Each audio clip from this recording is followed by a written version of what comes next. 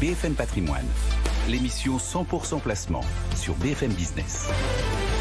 Et on accueille, comme chaque jeudi, Jean-François Filiatre. Bonjour Jean-François. Bonjour Cédric. Votre sujet cette semaine? Eh bien, vous avez vu que cette semaine, que Euronext a lancé un petit frère au CAC 40, le CAC 40 avec un badge. ESG. E pour environnement, S pour social, G pour gouvernance.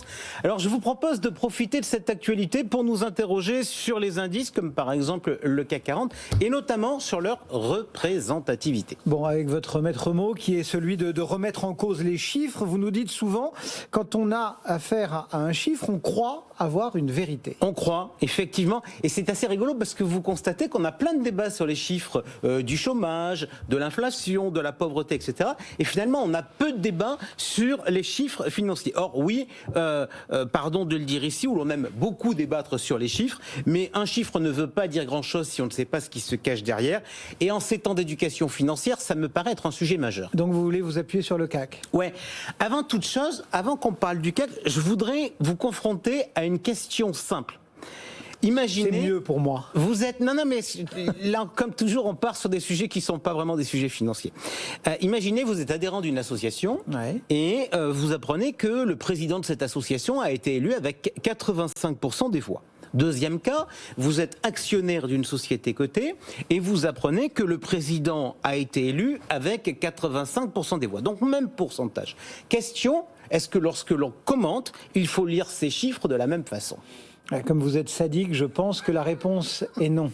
Et en fait, vous faites bien de répondre ça, parce qu'en fait, la moulinette qui amène au résultat n'est pas la même.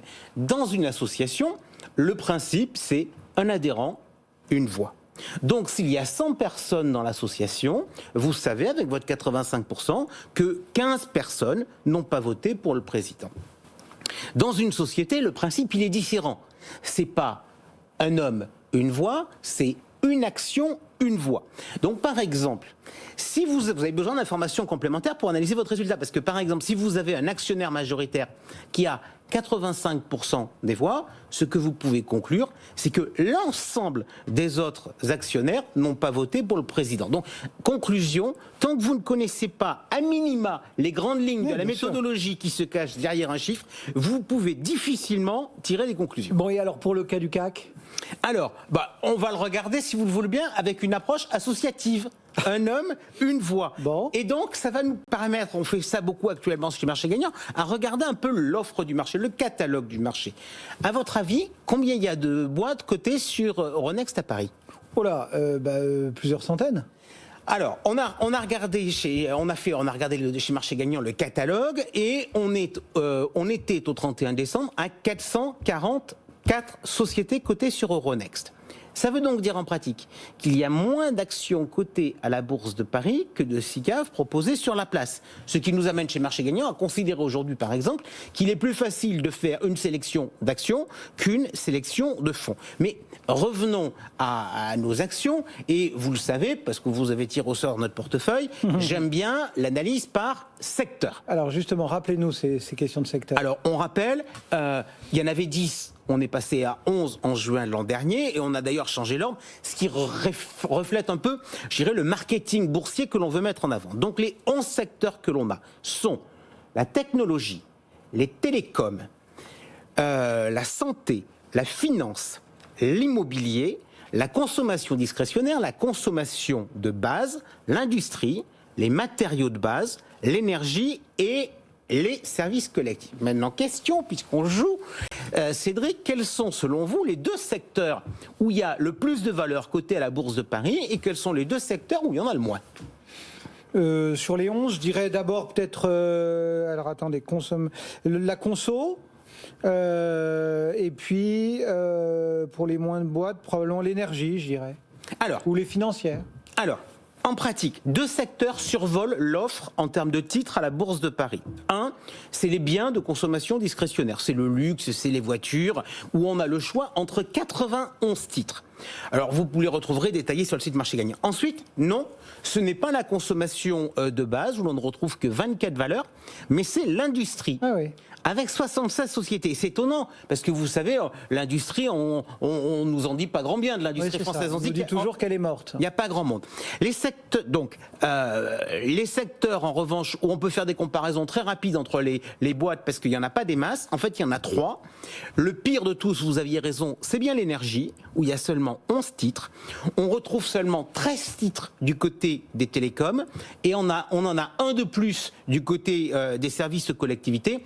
Donc, si Suez se fait manger par Veolia, ça ne va pas contribuer à l'enrichissement de la côte parisienne. Maintenant, on continue notre petit jeu de représentativité. Quels sont, si l'on regarde les pondérations du CAC 40, quels sont, à votre avis, les secteurs qui sont le mieux représentés? Est-ce qu'il y a un piège? Oui? Non, je dirais les biens de consommation discrétionnaire avec LVMH, L'Oréal, Hermès, ça doit être un secteur phare, non? Ouais. Et l'industrie. Parce que je pense que le DAX est plus... L'industrie, on dit le glace est plus industriel que le CAC 40, on dit qu'on le voit. Eh bien, les deux secteurs qui pèsent le plus lourd dans le CAC 40, c'est bien la consommation discrétionnaire, et le second, c'est l'industrie. Le premier pèse près de 30% de l'indice, et le second, plus de 20%. C'est-à-dire, dans les deux cas, leur poids dans l'indice est supérieur à leur poids en nombre de valeurs. Bref, la méthode qui est retenue sur le CAC 40, elle a plus vocation, non pas à diversifier les risques, mais au contraire à amplifier la concentration sectorielle. Maintenant, question toute simple, quels sont à votre avis les deux secteurs les moins bien représentés dans le CAC 40? Alors tout à l'heure, vous nous avez bâché un peu l'énergie, mais comme il y a Total qui est une grosse boîte, je pense qu'on ne peut pas la mettre dans cette catégorie. La tech et les télécoms? Alors votre raisonnement sur l'énergie, c'est parfait. Pour le reste, vous avez oublié le petit nouveau, c'est l'immobilier. L'immobilier, il pèse 10% de la cote en nombre de titres, mais seulement 0,7% du CAC 40, avec une valeur atypique. D'ailleurs, c'est Unibail qui est un titre de droit étranger qui, par ailleurs, n'a pas Paris pour principale place de cotation. Et en deux, ce n'est pas la technologie, ce sont les télécoms. Là, la petite saillie sur Unibail, c'était la pique de la chronique pour ceux qui ne l'avaient pas vu. Pour bien comprendre ces écarts, il faut rappeler qu'en fait, le CAC, il n'est pas établi en fonction du nombre de valeurs, comme l'association dont vous nous parliez tout à l'heure, Un homme, une voix, mais en fonction de la taille, du genre, d'une action, une voix, si on reprend l'action, le parallèle que vous faisiez tout à l'heure. Voilà, donc en fait, j'en reviens sur mon idée. Si vous voulez comprendre en chiffres, vous êtes contraint, pour bien le comprendre, de comprendre la norme, la façon avec laquelle il a établi. Alors, le problème qu'on a sur le CAC 40 avec ces pondérations, c'est que du coup, c'est un peu moins lisible, ces pondérations par le capital. C'est pour ça d'ailleurs qu'on a établi chez Marché Gagnant un baromètre sur la barre des 59 valeurs pour débuter, où là, on fonctionne selon le principe associatif, où toutes les actions sont mises sur un pied d'égalité. Bon, vous avez attaqué cette chronique sur le CAC 40 ESG, le petit nouveau. Vous l'avez aussi passé à la moulinette? Ouais, 40 boîtes choisies parmi les 40 du CAC 40, plus les 20 du Next 20. Les meilleures notes retenues, les notes sont faites par Vigeo. Donc il y a 9 boîtes du CAC 40 qui dégagent. C'est Airbus, Alstom, ArcelorMittal, Dassault Systèmes, EssilorLuxottica, Hermès, Saint-Gobain, Total et Thales. Et du coup, il y a 9 entrants, c'est Accor, Arkema, EDF, Gecina, Clépierre, Sodexo, Solvay, Suez et Valeo. Bon, vous avez un commentaire, ça a du sens tout ça? Alors, ce nouveau indice ici s'appelle le CAC 40 ESG, donc tout le monde va passer son temps à faire des comparaisons par rapport à l'autre CAC 40 pour voir l'impact de ces fameuses lettres, c'est-à-dire ESG. Alors, si le CAC 40 ESG fait mieux que le CAC 40, on retrouvera sur ce plateau plein de gens qui viendront dire que l'ESG ça rapporte, et dans le cas contraire, on nous dira que la finance durable, ça ne vaut rien. Et ça aura du sens? Non. Non, pourquoi?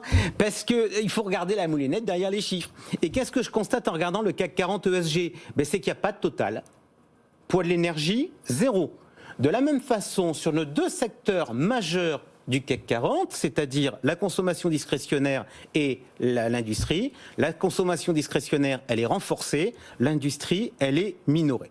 Donc voilà, je peux vous donner pour conclure ma prévision qui n'est pas sortie d'une boule de cristal, mais le jour où les investisseurs joueront le rattrapage économique pétrolière et industriel se comportera bien. Le CAC ESG sera moins bien que le CAC 40.